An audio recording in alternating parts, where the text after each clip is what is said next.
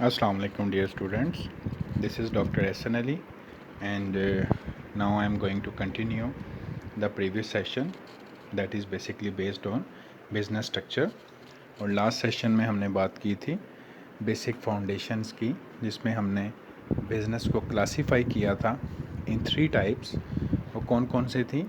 सबसे पहले हमने बात की थी प्राइमरी लेवल बिज़नेस एक्टिविटी, उसके बाद हमने सेकेंडरी लेवल बिज़नेस एक्टिविटी को डिस्कस किया और फाइनली हमने टर्चरी लेवल बिज़नेस एक्टिविटी को अंडरस्टैंड किया।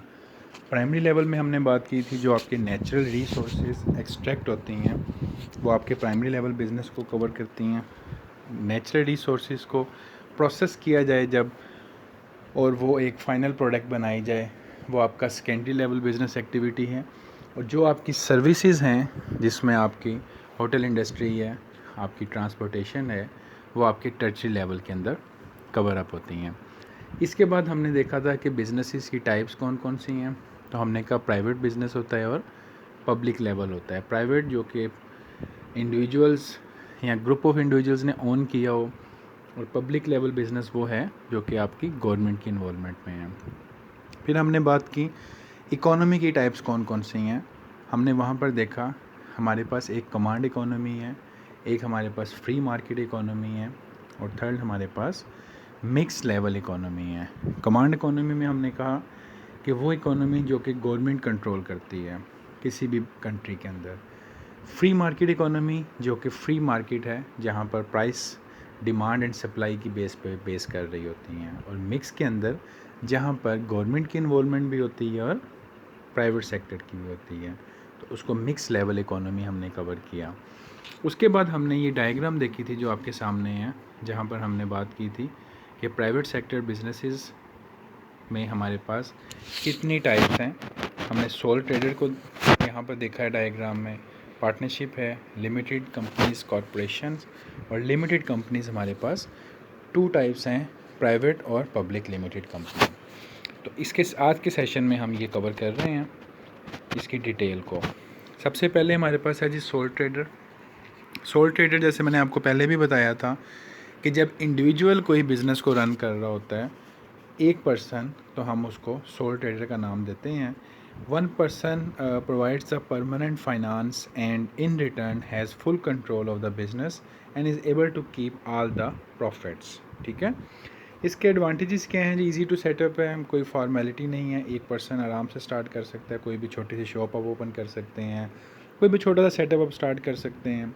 Owner has complete control, not answerable to anyone else, किसी को जवाबदेह नहीं है आप। ओनर कीप्स ऑल प्रॉफिट, तमाम मुनाफा आपका है। Able to choose time and patterns of working, जब मर्ज़ी जाएँ जब मर्ज़ी वापस आएँ, अपने बॉस आप खुद होते हैं। Able to establish close personal relationship with staff if any are employed and consumer. आप डायरेक्टली मतलब आप ऑनर भी हैं और आप कस्टमर के साथ डायरेक्टली और अपने एम्प्लॉयज़ के साथ भी डायरेक्टली आप डील कर सकते हैं। नो फॉर्मल ऑर्गेनाइजेशन स्ट्रक्चर, अगर आप बनाना चाहें तो बना सकते हैं, लेकिन आप डायरेक्ट कंट्रोल आप हर एक से मिल सकते हैं। Business can be based on the interest और skills of the owner rather than working as an employ for a larger firm. मतलब आपका अपना इंटरेस्ट है, आप जिस तरह चाहें जैसे चाहें मूव करें। अब इसके डिसएडवांटेज भी हैं जी, लायबिलिटी अनलिमिटेड है, मतलब नुकसान हुआ तो आपको अपने घर की चीज़ें भी बेचनी पड़ी तो आपको बेचनी पड़ेंगी। ठीक है, often faces intense competition from the bigger firms, for example in food and retailing। अगर आप कह सकते हैं आप छोटा सा कोई फूड रिटेलिंग का काम कर रहे हैं, कोई फूड आइटम बेच रहे हैं, तो लार्जर कंपनीज जो हैं वो कम मुनाफे पे चीज़ें बेचेंगी, जिसकी वजह से आपको काफ़ी टफ टाइम देखना पड़ सकता है। Owner is unable to specialize in areas of business that are most interesting, is responsible for all the aspect of the manager। आप हर एक चीज़ में ट्रेन तो नहीं ना हो सकते, तो ये भी एक प्रॉब्लम है। Difficult to raise additional capital, ज़्यादा इन्वेस्टमेंट करने के लिए या तो बैंक से लोन लेंगे या क्या करेंगे, आपका कोई पार्टनर भी नहीं है, तो ये प्रॉब्लम भी आ सकती है।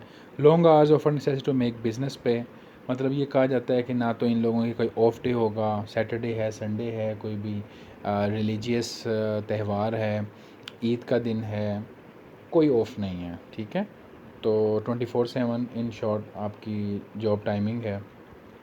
Lack of continuity as the business does not have separate legal status, when the owner dies the business ends too। तो उसका कोई सेपरेट स्टेटस नहीं है, कोई इंडिविजुअल एंटिटी नहीं बना हुआ, तो वो ऑनर के साथ ही है, या तो उसके बच्चे उसको अगर कंटिन्यू करना चाहें तो कर सकते हैं। तो ये कुछ उसके डिसएडवांटेजेस हमने देख लिए। पार्टनरशिप, 2 और मोर पर्सन, जैसे मैंने आपको पहले भी कहा था मिनिमम 2 पर्सन होने चाहिए इसके, to carry on the business with shared capital investment and usually share responsibilities. मतलब मिलकर इन्वेस्टमेंट भी की है, अपना एक शेयर रख लिया होगा, 50% भी हो सकता है, 60% 40% भी हो सकता है, उसके मुताबिक प्रॉफिट भी डिवाइड हो गया। अब इसके एडवांटेज क्या हैं जी? पार्टनर्स में specialise in different area of business management, 2 3 4 जितने भी हैं वो हर एक अपनी अपनी स्पेशलिटी रखता है, तो मिलकर काम करेंगे तो उसका फ़ायदा होगा। शेयर डिसीजन मेकिंग, मिलकर फ़ैसला अच्छा होता है, वो 1 और 1 11 होते हैं, ये सुना होगा। मैनेजमेंट के अंदर हम कहते हैं 1 + 1 = 3, मतलब सिनर्जी का कॉन्सेप्ट, 2 लोग मिलकर काम करेंगे तो उनका आउटपुट 3 के बराबर हो जाता है। Additional capital injected by the each partner, तो हर पर्सन जो है वो अपना कैपिटल इन्वेस्ट एडिशनल करना चाहे तो कर सकता है, उसका प्रॉफिट भी मिलेगा उसे। बिजनेस लॉसेस शेयर्ड, मतलब नुकसान होगा तो दोनों में डिवाइड हो जाएगा। Greater privacy and fair legal formalities than corporate organisation, तो मतलब प्राइवेसी है इसमें और आपकी जो बाकी कॉरपोरेशन के मुकाबले में कम रिक्वायरमेंट्स हैं बनाने के लिए इसको। डिसएडवांटेज क्या है जी? Unlimited liability for all the partners with some exception, कुछ अगर रिस्ट्रिक्शन रख ली हो तो ठीक है, नहीं तो दोनों पे ही डिवाइड होगा और दोनों को ही अगर कोई फॉर एग्जांपल आप कह सकते हैं कि अपनी पर्सनल प्रॉपर्टी भी सेल करनी पड़ी तो करनी पड़ेगी। प्रॉफिट्स आर शेयर्ड, ठीक है, तो ये नुकसान इसलिए है क्योंकि एक ज़्यादा मेहनत कर रहा हो, लेकिन प्रॉफिट दोनों को इक्वल मिलेगा। अच्छा, as with sole trader no continuity and the partnership will have to be reform in the event of the death of one of the partners. तो इसमें भी आप कह सकते हैं कि कंटिन्यूटी का फैक्टर लाजमी नहीं है, एक पर्सन की डेथ के बाद नया आप कोई अगर फार्मेशन करना चाहें तो आप कर सकते हैं, नहीं तो वो वहाँ पर ही स्टक हो जाएगा। All partners bound by the decisions of any one of them, ठीक है, मतलब अगर लेट से मेजॉरिटी एग्री कर गई है, 4 पार्टनर हैं, 3 एक पे चले गए हैं तो चौथे को भी मानना पड़ेगा डिसीजन का। Not possible to raise capital from selling shares, ठीक है, अपने शेयर को बेच के कैपिटल रेज़ नहीं कर सकते, ये भी एक उसका डिसएडवांटेज है। Soul trader taking on partners with loss independence of decision making, तो ये आपका आप पार्टनर्स के ऊपर एक टेकिंग है कि जी इसमें आपको इंडिपेंडेंट डिसीजन मेकिंग नहीं आप कर सकते, जैसा कि आप सोल ट्रेडरशिप में कर सकते हैं जी। नेक्स्ट है हमारे पास लिमिटेड कंपनीज़, ठीक है, कंपनीज़ में हमने देखा था ना कि लिमिटेड कंपनीज़ की हमने बात की थी, तो ये हमारे पास लिमिटेड कंपनीज़ हैं। There are 3 distinct and the important differences between the companies. Limited है और लीगल पर्सनैलिटी है और कंटिन्यूटी है, ठीक है। अब यहाँ पर हमारे पास टाइप्स ऑफ लिमिटेड कंपनीज़ में प्राइवेट लिमिटेड कंपनी थी और पब्लिक लिमिटेड कंपनी थी, राइट। तो अब इनको देख लेते हैं।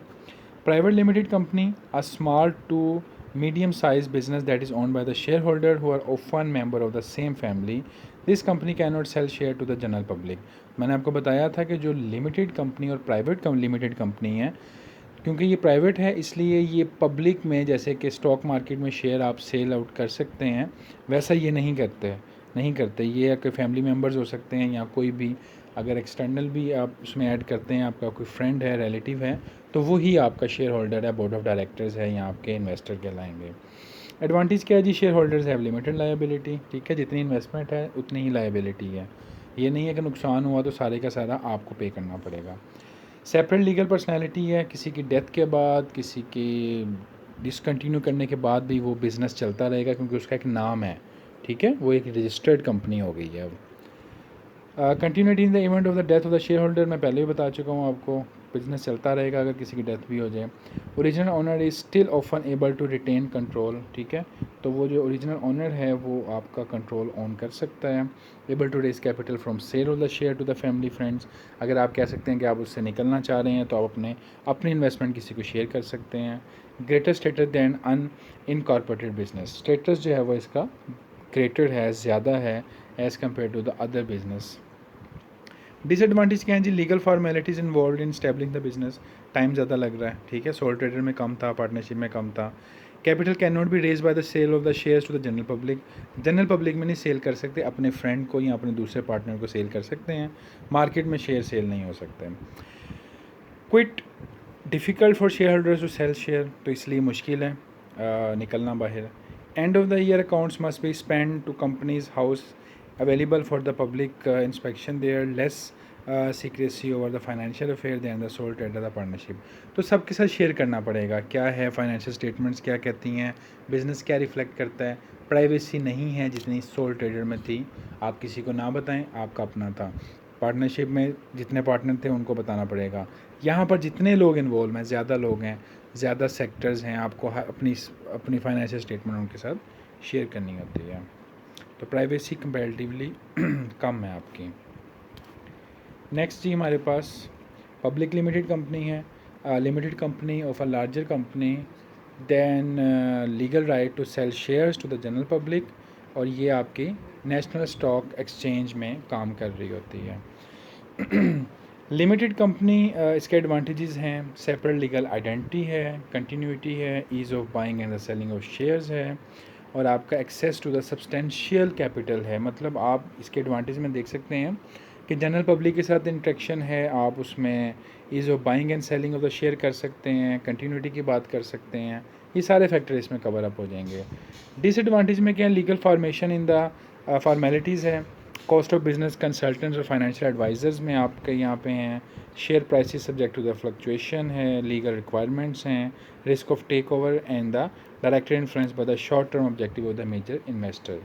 तो जो आपकी पब्लिक लिमिटेड कंपनी है as compare to the private limited company, इसमें जो मेन डिफरेंस है वो ये है कि आप यहाँ पर जनरल पब्लिक के साथ अपने शेयर्स को सेल आउट कर सकते हैं, और स्टॉक मार्केट में आपके शेयर फ्लक्चुएट हो रहे होते हैं। तो ये आप यहाँ तक इसको देखिएगा। अगर कोई क्यूरी होगी, कोई क्वेश्चन होगा, कोई बात पूछना चाहेंगे, लेट मी नो, तो इसको हम इंशाल्लाह कवर अप कर